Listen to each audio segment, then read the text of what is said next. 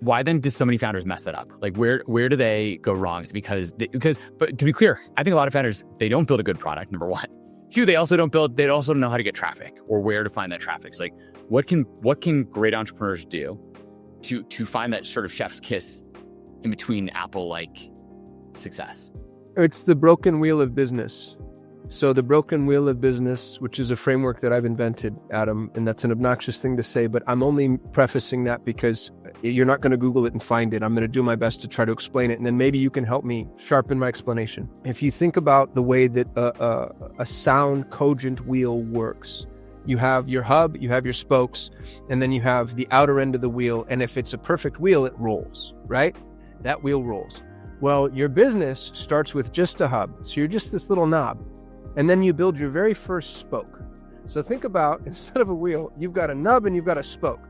Now that doesn't roll. What that does is you lift and lift and lift and lift, and it's a heavy wheel, and then you lift and lift and lift, and then it reaches this critical mass where all of a sudden it flies forward and it falls flat.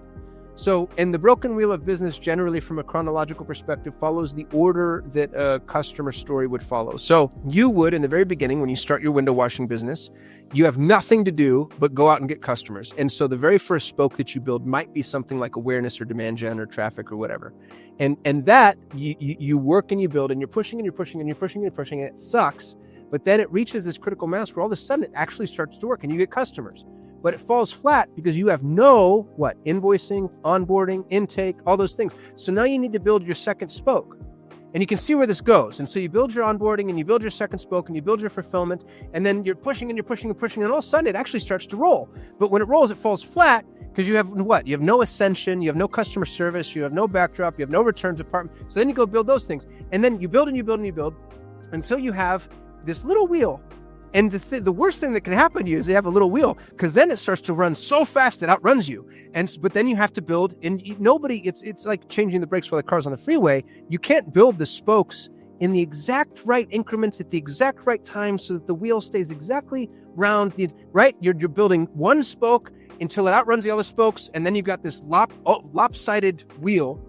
And the problem with this framework that I've offered you is it also assumes that you as a person are adept and capable enough to build every spoke in your business when is necessary at the exact right time in the exact right way the business needs. More likely, you're a flawed human who doesn't even know what you don't know, and you're going to go and you're going to screw up every individual spoke as you go, which is why, and this will segue into my favorite drum, my favorite soapbox, you will, if you're going to survive business, you'll learn to play who, not how. Who, not how.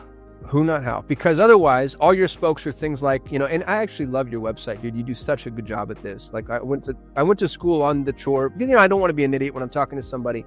And I can see like there's all these different things that a business needs, right? So I'm looking at like equity management, accounts payable, tax, R&D, like all these different spokes. These are all spokes.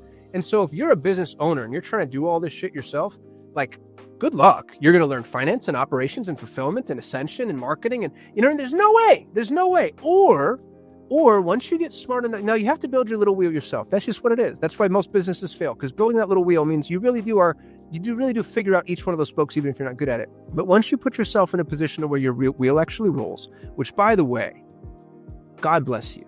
Yeah, it's hard. A lot of people don't get that. Most people don't. Most people can't. But if your wheel is actually rolling, and what's so funny is that's when entrepreneurs, in my experience, get the most depressed. Because they see how hard it was to make this little wheel roll, and they think, how am I going to turn this into a big wheel? And what they don't realize is you're not, nor should you. It's no longer your job. Your only job as an entrepreneur, and this is where we start talking about building a business, is people. Once you crack the talent code, because otherwise, what happens? If you have a marketing problem, you learn marketing. You have an operations problem, you learn operations. You have a legal problem, you learn legal. If you whatever. Or you learn talent, and that's all you ever learn. And now it's like, oh, I have a marketing problem. I know how to find a marketing person.